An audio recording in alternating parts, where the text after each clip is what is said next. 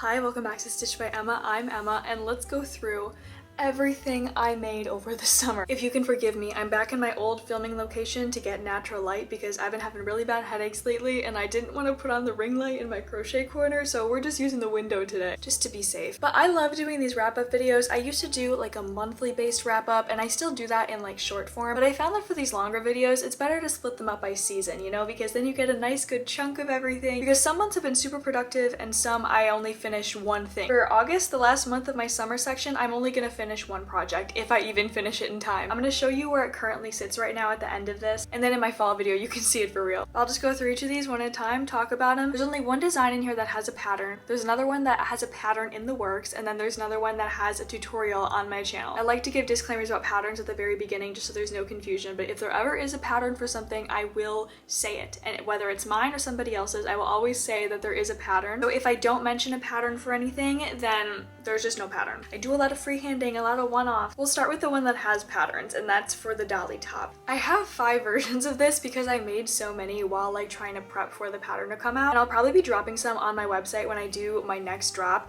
but I have 2 that I made in my summer span, and that's this burnt orange one that's a little bit longer than usual, and this is one I think I'm gonna end up keeping for myself if I do keep any of them. And then I made this one with this really pretty variegated yarn. It's purple and green, a little bit stretchier because it's a slightly different material, and I haven't even sewn in the ends on this one if I'm being honest, because I made this one as an attempt to try a different like multiple while I was making the pattern, just to make sure that different versions work. So this one was mostly experimental, but it is really cute. I'm just probably gonna end up selling this one if I'm being honest. So those are the Dolly tops. I feel like I've talked about the Dolly tops so much on this channel, there's not much to say about them. Next we have the Stevie tops, which is the pattern that is currently in development, set to come out in October. I might end up pushing it a little bit, but I'm still aiming for somewhere in October. Now I have 3 versions of this. We have this white sleeveless one, we have a green multi-tone sleeveless one, and then we have a pink long bell sleeve version. This one's probably my favorite of them, maybe this one. You have another version in all black, which was the first prototype I ever made. That one is my very favorite, but I made that last winter, so out of the question. And I've talked about this design on here before simply because it took me so long to get this pattern in development. It was a huge kind of like leap of faith for me to get it into testing, and it's been in there for about a month now, and I had my first person finish it yesterday, which was so exciting. Like, it's always so surreal, so exciting to see the first person finish. But you know, there were a lot of like changes that had to be made. I made a couple huge mistakes, and I'm just really grateful that people were able to point that out and be like, this didn't work at all, and we were able to talk about it and fix it and work on making some changes for the cups and the coverage. And the people testing have been so helpful. Like, I am just so grateful. I think this is going to end up being so much better of a pattern when it comes out on the other end. But it's a design that I'm proud of and I love, and I think it's very gorgeous, and I think it just needed a little bit of tweaking, and I think I was nervous to get those tweaks because I was worried it was going to be one of those things where like it only works on me, you know? But I've gotten a lot of really helpful insight, and I've been able to make some changes that I think are going to make the pattern way better. So I'm excited. Hopefully this one will be out in October. It's just so witchy. It's one of those things where like if you change the color of it, it's going to change the whole vibe. And now I'll do the piece that has the tutorial on my channel, and then we'll have everything that has any kind of pattern or upcoming pattern covered. This skirt has a tutorial on my page. This is my knit adjustable maxi skirt with a lace bow and a crochet trim. This one requires interchangeable needles and all of the scraps you can possibly muster up. This is a really fun project. I love making these scrap skirts just because I feel like it's such a good way to utilize all the scraps that I have in my collection. And I love mixing up colors. It's just kind of like you don't really think it's gonna work, and then it does. Even if you don't think it works, don't tell me, because I think it does. And this one's a little bit like heavier, a little thicker. Like my crochet swan lake skirts are super light, super airy for the summer. This is a little thicker, a little bit warmer for the fall. So I'm excited to bust this one out soon. I haven't been able to wear it because it's been so hot, and it's finally cooling down over here. And this one's essentially another version of the same skirt. It's just in like plain stripes instead of scrap, but I follow the same exact technique. It is just an adjustable maxi skirt with some slight increases and using interchangeable needles to do some natural increases to make the stitches bigger. So this one was a part of a set that I made. I'm going to show the matching piece next, okay? But I want to clarify one more time. All these next pieces do not have patterns. They do not have patterns. Please do not ask for them. I don't have them, and I'm probably not gonna make one, okay? Are we ready? Are we locked in? I'm sorry, I always feel like I need to clarify because I literally posted a video the other day and I started it with saying like, there are no patterns for these pieces. Here are the pieces I made. And all the comments were like, pattern? Pattern? Girl, what did I just say? What did I just say? But this is the little matching piece. I actually wore this yesterday, so I do need to wash it. But it is a little antique inspired camisole with a crocheted yoke and then a knit bodice. So both of these pieces I actually made for a brand deal that I had with Michaels, which was really exciting because I don't get brand deals like ever. Whenever people are like, oh my god, you're an influencer, I'm like, if I was an influencer, you would know. I had not gotten a real paid brand deal ever up until that point. I had some yarn get gifted to me in the past, but that was like the extent of it. This was actual, it was paid. I was so excited. Basically, I was given a gift card to go and purchase some materials to make whatever I wanted to make under the criteria that I made a video about the process of making it, which I was like, okay, it's basically an excuse to make something I've been wanting to try for a while. So my initial prompt that I gave them was I was just going to make this camisole, and then if I had leftover yarn I would end up making a matching piece, and I did, so that's what this ended up being. I wasn't sure what color I was going to make the camisole in, so I've got a couple extra colors, and I got a couple extra skeins of this cotton, which was able to make the lace trim at the bottom of this. It all worked out. It was really awesome. I was super grateful for the opportunity, and I'm hoping that more things like that can come to me in the future. These are the pieces I was able to make with the materials from that, which are really nice and simple and practical, so I'm a big fan of these. Next up is this little knit baby tee with some antique buttons, and this one I actually have a full video where I kind of talk about my process of making it. It's not a tutorial by any means, but I do talk about the steps that I took to make it. There was a girl who posted a little reel on Instagram talking about how she's kind of following a similar process to try and recreate it. So I guess if you can work off something like that, then maybe this is something that has some sort of guidance uploaded. But this was a freehand piece because I just wanted to make a cute little baby tee. It's all made with mohair held single strand, so it is super light. And all these buttons are from an antique store back in my hometown, and they sell huge bags of buttons by $1. So every time I stop in, I kind of will go and I'll grab a couple. There's a bag and I bought the entire bag just because there was one button in it with a spiral on it, and I was like, oh, I'm gonna make an entire piece just so this button can be the centerpiece right here. I haven't done that yet, but it'll come. But this was a really fun piece to make. There was a lot of learning on my part when it comes to shaping and blocking and stuff like that, because I initially made this bottom piece this big. It was way too big when I took it off the needles, and I was able to block it smaller, which is something people don't usually do. Usually block it to be a little bigger, so I did a lot of stretching in this direction, but very fun piece. Another piece that has a video dedicated to it on my channel but doesn't necessarily tell you how to do it, it's just me talking about it, is the Bibble sweater. This is a super simple just 2-panel sweater with a v-neck, and then the sleeves were knit in the round out of the attached panels. I made it with this vintage yarn that I thrifted a long time ago. It's a novelty yarn that looks like Bibble or James P. Sullivan. And then I also made a little matching skinny scarf because the v-neck is very deep, so I think having a little accessory like this makes it look really cool. Another piece I haven't been able to wear out yet because it hasn't been weather permitting,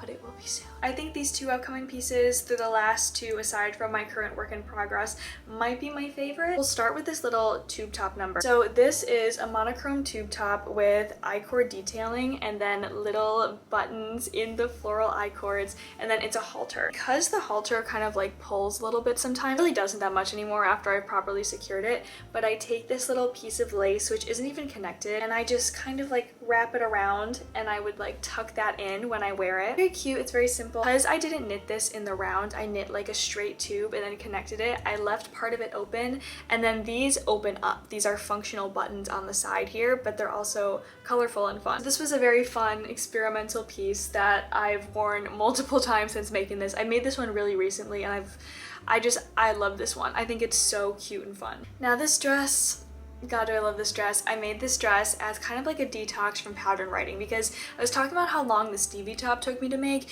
and by the time I got to my last prototype of it, I was like, dear God, make it stop. I was like, I love this design, it's gorgeous, I don't want to see it again, I don't want to touch it again, I don't want to make another one, because that was all I made for a month. I just kept making them over and over again to try and make it work, to try and figure out the right way to write it, and I was like, I need to do something else, anything else. So I started making this dress, and It's so cute. For these squares, I actually used a tutorial by Christine's Crochet on YouTube. If you look up her channel, I'm sure you can find the square by the thumbnail. But I needed to detox from pattern writing so bad. I needed something that was just for fun, just for me, something I was gonna want to wear and love. So when I started working on this, it was a completely different project than when it finished. This like super lacy airy bust with like see-through granny squares at the top was literally just a half double crochet like panel. And it was just so thick. It was ugly and I didn't like it and it didn't fit when I tried to put it on. I realized I was in this huge slump of just like not learning anything. I kept kind of like reiterating the skills that I knew, but I wasn't really trying anything new. I wasn't learning new stitches, I wasn't learning new silhouettes, I wasn't learning new techniques.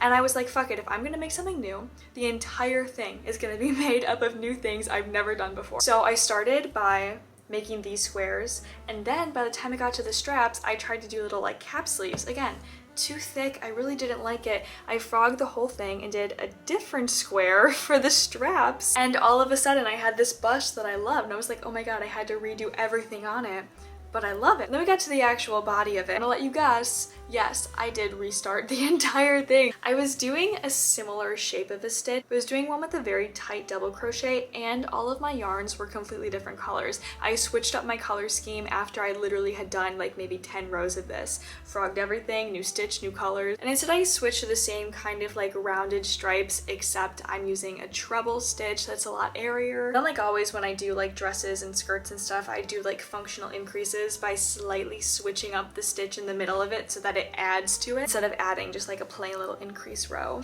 And then in the very bottom we have a trim of these little flowers, which was just super cute and fun. The entire thing is made up of things I'd never done before. Never done any of these stitches, never done any of these squares, never done any of these trims. Everything was new for me, and it's gorgeous. Like, it is so cute. I wanted something very 90s, early 2000s that screamed, "It's a perfect day, nothing standing in my way." And that's what I got. Of course, I incorporated a little bit of lace that's kind of become my signature. That kind of just goes around the underbust to cinch it in a little bit. And those are all the projects that I finished this summer. If I'm being honest, I know people don't like it when I say this, I didn't get as much done as I would have wanted to. I don't know, I'm in a very different stage of my life than I was last summer. Living on my own now, a lot of things have changed, and I'm kind of like, I don't know, everything is very different. And I know that being like, oh, that wasn't that much, I know that that's a lot. I know that technically that's a lot, but I'm hard on myself. In one of the months that was in there, I only finished 2 projects, and then this month I'm only gonna finish 1. So my brain is very hard on myself when it comes to that, being like, oh my god, you slacked. I don't really think I did. I just think that some things took a little bit longer. I'm being more of a perfectionist. I'm being a lot more intentional about the projects that I want to do, which is good. Like, that is a good thing. And taking more time to like film some of them. Like, some of them I made like project vlogs on this channel for, which I never used to do in the past. And I'm enjoying doing that. I'm liking doing that. It's been a fun change. So I'm gonna show you the project that I've been working on that's been taking up so much of my goddamn time, but I love it. I do. Okay, this is my 3-layered petticoat. It's an insane work in progress. It's been an insane process. This bottom layer is like a maxi skirt, and it's huge. There's lots of increases. It's very big, it's very wide. Then we have layer number 2, which are these multi-tone stripes with like a scalloped hem so that it adds some texture to the bottom of the skirt. And then there's a lace trim on that. Very lacy, it's very intricate. I'm using the Hobby like mercerized cotton, the lace weight one. And then using that same lace weight cotton, I am doing a full final overcoat layer where this lace is gonna stretch all the way down just to cover the very tips of these stripes. And then I'm not sure if I'm going to use any method to kind of like add more texture or volume to this by like cinching it up or like making it, you know what I'm picturing, where like in those kind of like old princessy skirts that kind of look like cakes where they kind of like pin up certain layers to add some volume. I don't know if I'll do that with this, but as of right now, this is what we've got, and it's insane. It's been very fun, but you can see why it's been taking me like the entire month. Some people are already asking for a pattern. I think I want to. I'm considering it, but it will probably take a little bit of time, just considering how long this first one is taking me. Like, my god. But those are all the pieces that I finished over the summer, plus my 1 work in progress. If you want to check out any of the patterns, tutorials, or upcoming patterns that I mentioned in here, you can check out my website, my Etsy. I do have some on my Ravelry. I'm trying to kind of get that like up and running. I was so fucking stupid. We're gonna go on a little tangent before I end this video, but Ravelry always scared me a little bit. I've always felt like people were a little more harsh. I've always been worried that I'm not quite good enough to get on Ravelry, so I had been very like hesitant about uploading anything on there, and then a couple of people kept being like, you are making a huge mistake. And I was like, oh, okay, I don't want to make a huge mistake. I don't want to ruin my life. So I like dabbled over the winter. I decided to upload my swan lake pattern, right? And it was up there like obviously for months. The winter has almost been a year ago now, and I don't check in on Ravelry often. I wasn't really too sure how it worked, but one day I decided to open it and I saw like the pattern had like over 400 saves, and there were like multiple projects with photos done with it, and I was like, oh my god, how many did I sell? And I was like, none.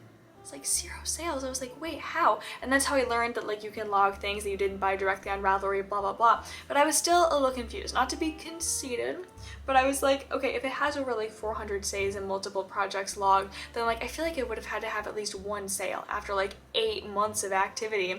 I look in the comments on the pattern, because you can comment on patterns on Ravelry.